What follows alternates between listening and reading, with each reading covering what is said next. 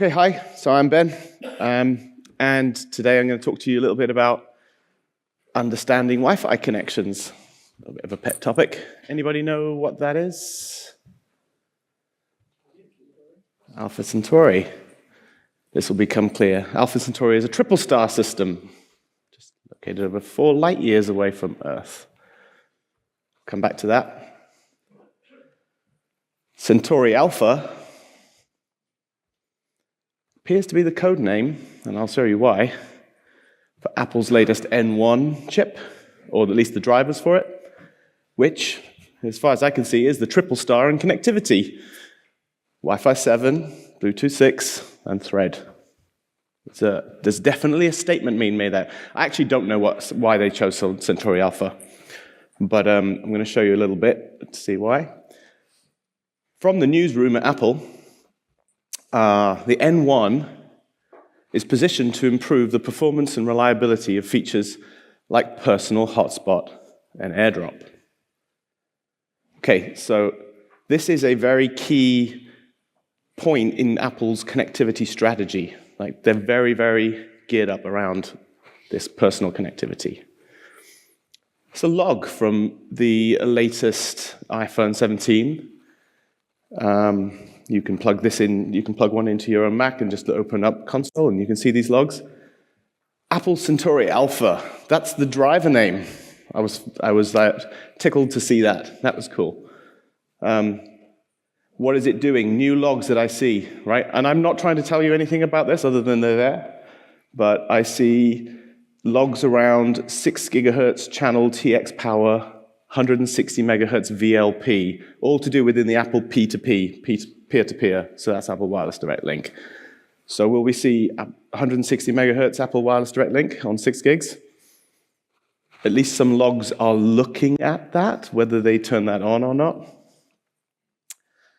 There is something I see new, is a discussion directly about RRM for AWL. So they've built a new sort of radio resource manager to try and handle AWDL a little bit more, I think, professionally and considerate of other infrastructure in a way which is improved. And we're also seeing both FILS and RNR being considered within the stack. Okay. So that's just a little bit of a diversion around that. Connectivity is important. Apple devices are really pushing the boundaries, and I'm just going to ask ourselves the question a bit about how can we monitor the connectivity and also go some lengths towards understanding it. Right, so there is an update to an oversight which will let you actually look at some of this. And it has been very simple in the past. Let's see if this works, yeah. This is me having walked outside. So now, in this update, on your phone, without anything else attached, you can see what you're connected to. This actually doesn't have a cellular SIM in it, but you can see the SIM. And we can start to look at the details. And there are quite a few details in here now that we can see. Both SIMs, all the IP interfaces, all your tunnels, and specifically, if Apple Wireless Direct Link is up, you can see it. You can see the tunnels and the IPs. The update allows us to actually scan and zoom around, see the physical data rates. One of the things I've found that is really important in roaming is the device's understanding of the data rate of the connection it has and the prospective data rates of the connections it could get. One of the things I've heard a lot of in this community is, why is my phone attached to this really weak 6 gigahertz Wi-Fi when I've got a much stronger 5 there? Why didn't it roam, the stupid phone? Because even at sort of neg 80, neg 85, if you've got an 80 megahertz bandwidth, and it's not contended, you can potentially get a higher data rate than a neg 50 on 20 megahertz in 5 gigs. The phone's like, well, this data rate's good. Why should I go? Okay. So I don't know why that. Oh, the screen locked, that's why. Yeah, so this information's good, and visualizing this information is better. And what I've done is also built in sort of more of a heat map finder, so it's now color-coded, and you can go through and look at all of the different thresholds to help with your color coding. So you can now kind of walk around and it'll go red and green as we walk, and there's a histogram in terms of the red, amber, and green, depending on your threshold, so you can see where your signals are lying. This is all, again, just a phone, okay? And then the final, and then of course this includes saving in this version.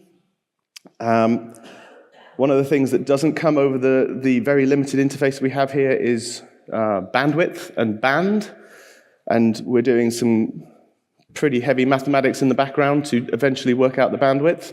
So you can see that I am presenting bandwidths. They're not always right, so this is very much an early version. And then finally, important for us as engineers is export, so we can actually export some of the data.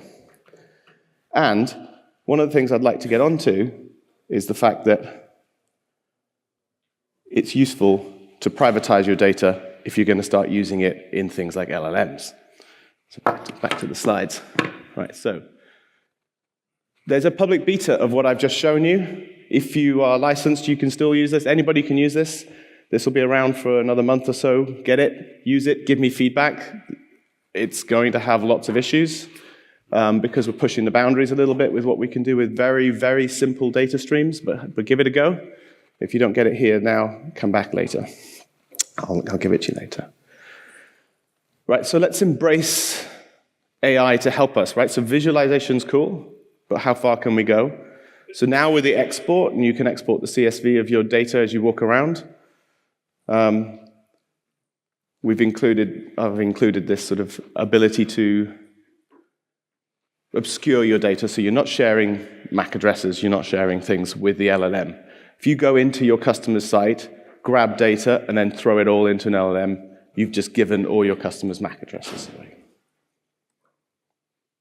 So let's do this. So in a real stadium environment, I have walk tests, which I've done in the middle of a Premier League football match, and I've been able to present them up. So I spoke to an LLM, said, okay, look, here's a CSV file. Can you analyze and determine whether there's any concerns? Give me a summary in a way which will be understood by the network owner with maybe very limited Wi-Fi knowledge. Give me advice or information which is helpful to a professional, somebody supporting the network who does know about Wi-Fi. Provide remedy issues. They need to be simple for the network owner. Help them understand how the benefits of any changes might come about. And provide some really better detailed investigation and logging information. Now the reason I've asked these questions is because, especially in big networks, as in your role, often you end up having to explain why you want to do something, and you have in these dialogues of, but I just want it to do this thing, and actually, why are you making these changes? Well, if you actually can produce this dialogue, then the network owner can say, okay, look, plain English view, is my signal strength a little bit too low? There's potentially something, I'm in a busy stadium environment, potentially something around coverage or capacity here. These are the data rates, these are the targets, these are the things that should be expected in this environment, right? So you can actually start to put this into perspective from your customer's point of view. The customer can then see the simple remedies that would typically be done in this environment. So, you might say, okay, this is an overhead Wi-Fi system in a stadium, check for AP power balance, check for all these different things.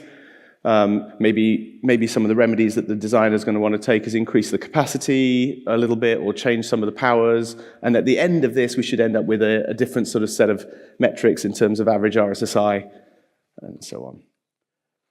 In terms of the interpretation to the professional, we know that we can see things like physical rate imbalances where the TX rate and the RX rate are not the same. We can see SNRs changing. We can see all these things from very, very simple data that we're taking off a phone without any additional detail behind it. And it can give you clues. But the thing is, I think that was just clues, right? Your job is still to actually interpret that into what you need to do into that network. But some tool like this allows you to very easily just get that quick view without having to worry about anything. You can walk into the crowds, you can see whatever you want. So my view, in 10 minutes, and there's so much more I could talk about, is just gather data, visualize it, help yourself do your job, use tools like this in very crowded environments because they really help, and you can see it from the end client point of view. Thank you.